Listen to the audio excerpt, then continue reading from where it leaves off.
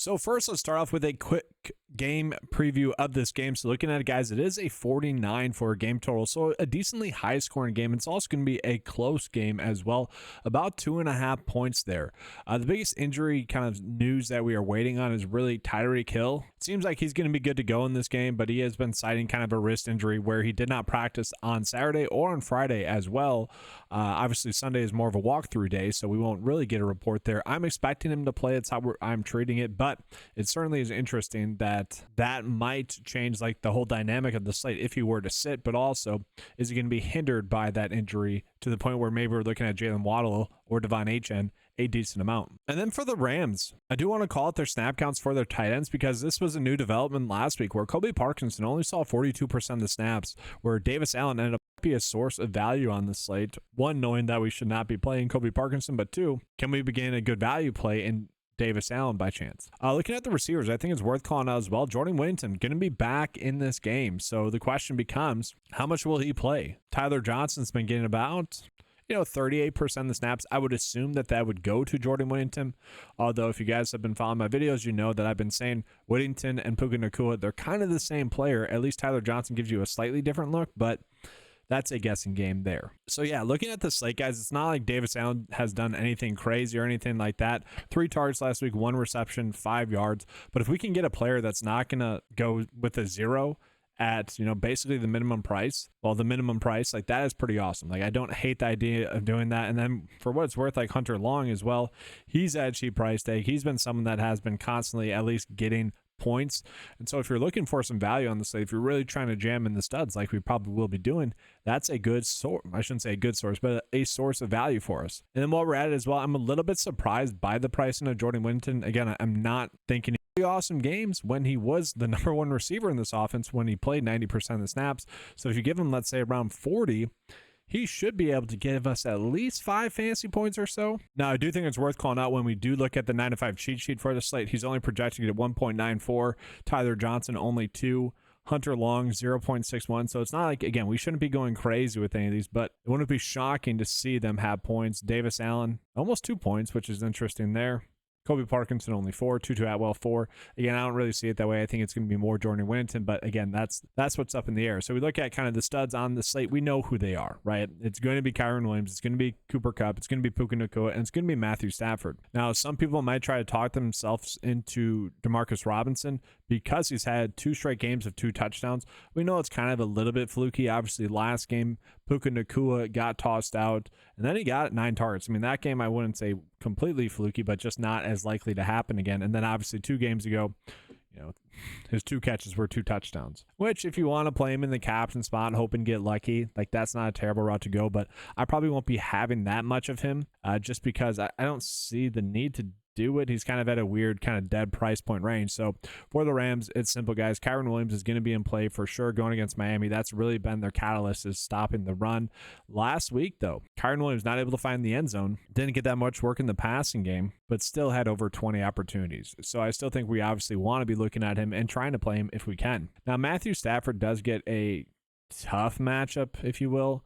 Looking at some of the props data that's coming in, they haven't projected it like right around 17 for a fantasy score, which kind of high, but he's been throwing the football a lot. And the issue that I have is if we're playing Matthew Stafford, I just don't think we can play Kyren Williams. And I think Kyren Williams is the better play. Like those two don't really go off together. Now, sure, one of they could score a touchdown in the passing game. I just don't expect that. And so pretty simple, guys. Cooper Kupp and Puka Nacua. The biggest question we have here is how much will Puka Nacua being active eat into Cooper Kupp's workload? We honestly have no idea. We haven't really seen a big enough sample size throughout their careers, really, to know that for sure. So let's go ahead and jump into Miami. Miami a little bit easier. And I say that with a little bit of hesitation because that's not exactly true. And the reason why that's not exactly true is because we can see the snap counts here for Mostert. Only 23, but he ended up getting 10 carries in that game.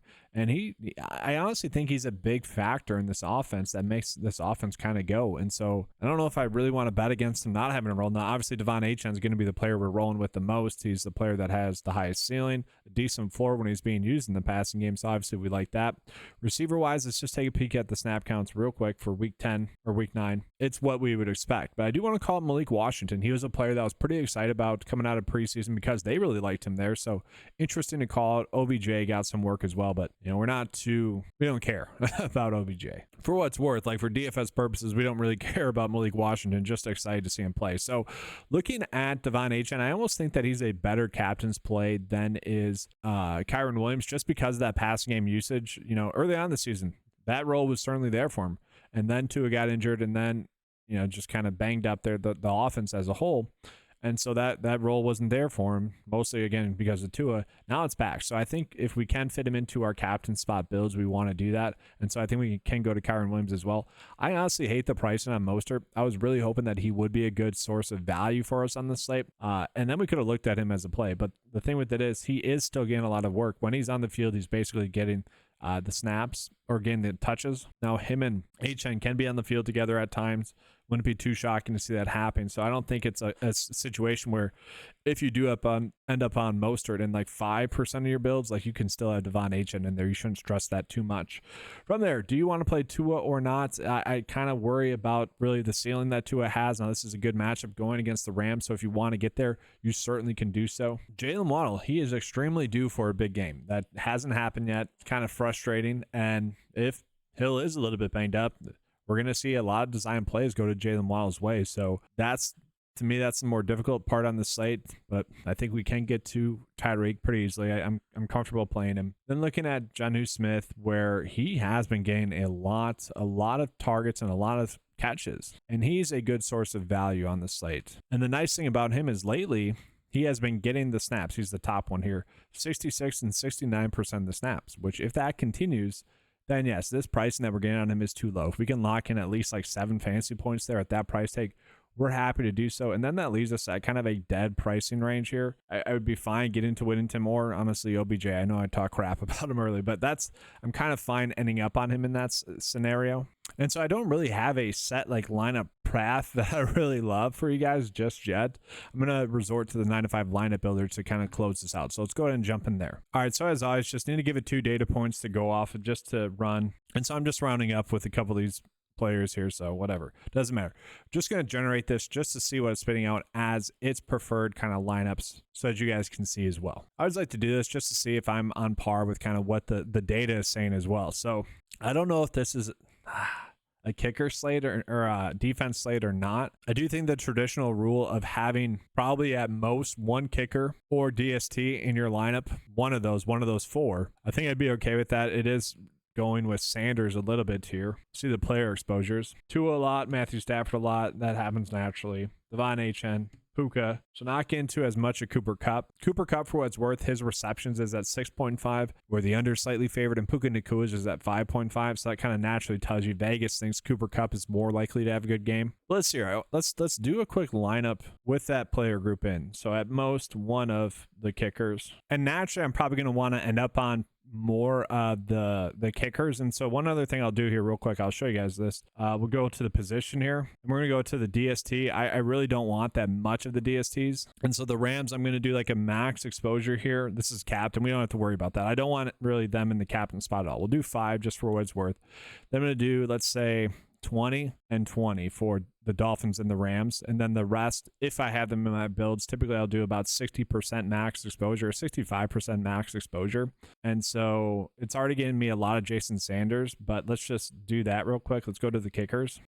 So I'm going to tell it that I only want 40% of Sanders, and then whatever, it'd still be the same for Cardi as well. Oh, that's captain. Captain, I don't really want that much of them in, but flex 40 and flex 40. So we'll run this again so you guys can see it. It's going to be more of the same, but a little bit more thought out. And so there we go. Doing that, it made us get Matthew Stafford in the captain spot, and then it is still getting Sanders in there. Not terrible. So you guys kind of see how that works. Not a terrible lineup there as well. It works perfectly well. But that's going to be all for this video, guys. If you guys want access to any of the tools that you saw in this video and you've never signed up for a 9-to-5 membership before, make sure to do so. Use the promo code KEEPCASH and get 10% off or 20% off your first 9-to-5 membership. Turn that $10 membership $8 for the first month, guys. That's going to be all. Make sure to give a like and subscribe to the channel. That does help out a lot. Do appreciate that, guys. Good luck with your builds, and as always, let's keep cashing.